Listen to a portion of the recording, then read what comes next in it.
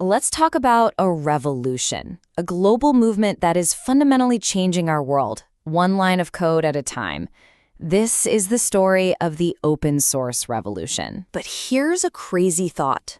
What if you're already part of this revolution and you don't even have a clue?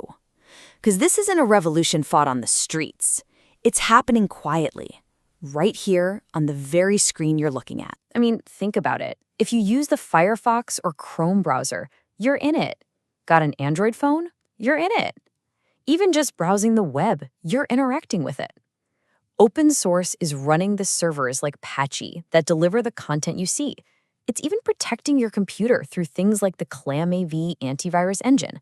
Seriously, it is absolutely everywhere. So what exactly is this stuff? Well, open source software, or OSS, basically means the blueprint, the source code itself, is made public. Just think about that for a second. In a world of trade secrets and patents, this stuff is out there for anyone, anywhere, to look at, to use for free, to tweak, and to share. It's a pretty radical idea, really, built entirely on collaboration and transparency. So here's our game plan for this explainer. We're going to start with how it's all around you, then we'll check out the business side of open. After that, the stakes get much higher with the sovereignty question. Then we'll zoom out to see how this could be a blueprint for society itself. And we'll finish by asking, is the future itself open? All right, section 1, it's all around you. Let's really pull back the curtain here and see how open source is, quietly running your entire digital life. A really good way to think about open source is as the invisible scaffolding of our digital world. It's the sturdy, reliable, but often unseen framework holding up these massive projects we use every single day without even thinking about it. The OS on your phone, the servers that power the internet, it's all propped up by this quiet, collaborative engine. And that brings up a really interesting paradox, doesn't it? If this foundational technology is so often free, why on earth are the world's biggest companies pouring money and resources into it? Well, that takes us right into section 2, the business of open. Just let this number sink in for a minute.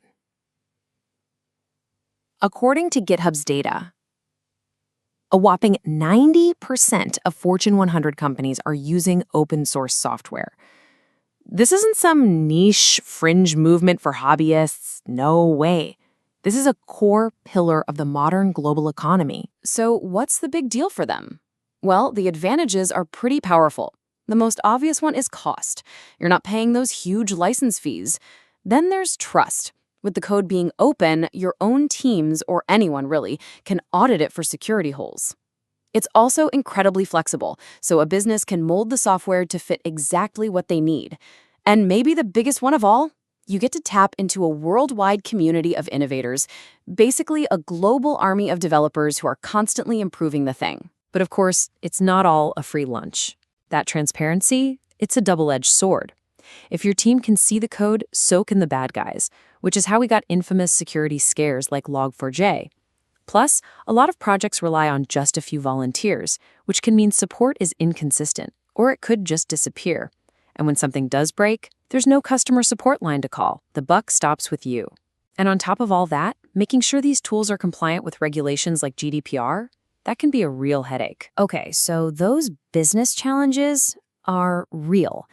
But what happens when the stakes get even higher? When it's not just a company's bottom line at risk, but an entire nation?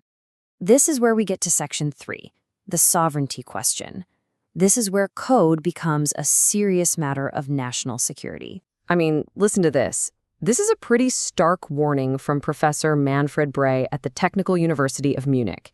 He's afraid that relying too much on foreign tech could literally turn a country into a digital colony. And for him, this isn't just about money or business. It's about a nation's ability to control its own destiny in a digital world. Now, I know this slide is dense, and it's in German, but stick with me here, because it makes a really shocking comparison. Let me just walk you through it. This analysis basically compares Germany's dependency on foreign tech companies to its dependency on Russian gas before the war. On the left, you see the huge digital dependency, but the really critical part is this red box right here. It lists the short-term alternatives. For gas, there were at least some options, even if they were painful. But for digital infrastructure, the conclusion is just chilling. Keine Alternativen. No alternatives. That is a deeply vulnerable place for any country to be. And this next slide, it really drives the point home with an analogy. Again, don't worry about the German, just focus on the picture. The argument here is that storing your nation's digital crown jewels, all your most sensitive data, with a foreign cloud company is like putting your valuables in a bank vault, where another government has a spare key. They could potentially get in and look at everything, and you might not even know it happened. And this is why, for a lot of people, open source isn't just about code. It's about building your own vault where you are the only one who holds the keys. So this idea, taking back control through openness, it's so powerful that it's starting to break out of the world of software. And that brings us to Section 4, a blueprint for society. This whole open philosophy is becoming a model for how we work together in ways you might not expect. It all started with software, right? Just sharing code. But then that core idea started to spread. First, it jumped over to open science, where making research data public helps speed up discoveries and makes science more trustworthy. Now, it's even happening in open source hardware, with people sharing designs for physical things. Everything from 3D printers that can literally print their own parts to complex scientific instruments. This philosophy is making the leap from the digital world to the physical one. And when you zoom out, the social impact here is actually profound. It helps level the playing field, giving anyone with an internet connection access to incredibly powerful tools. It's building what you could call digital public goods, shared infrastructure, sort of like digital roads and libraries for everybody.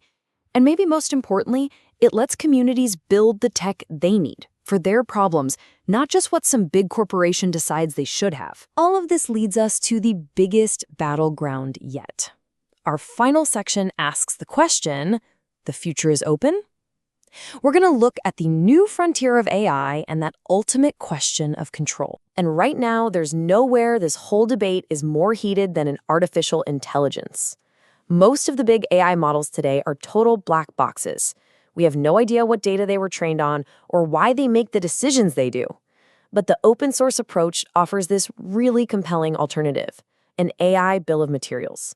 Think of it like a nutrition label for AI, a transparent list of all its ingredients so we can actually understand and start to trust these unbelievably powerful systems. And this idea is summed up perfectly by Chris Wright, the CTO of Red Hat, which is one of the biggest open source companies on the planet.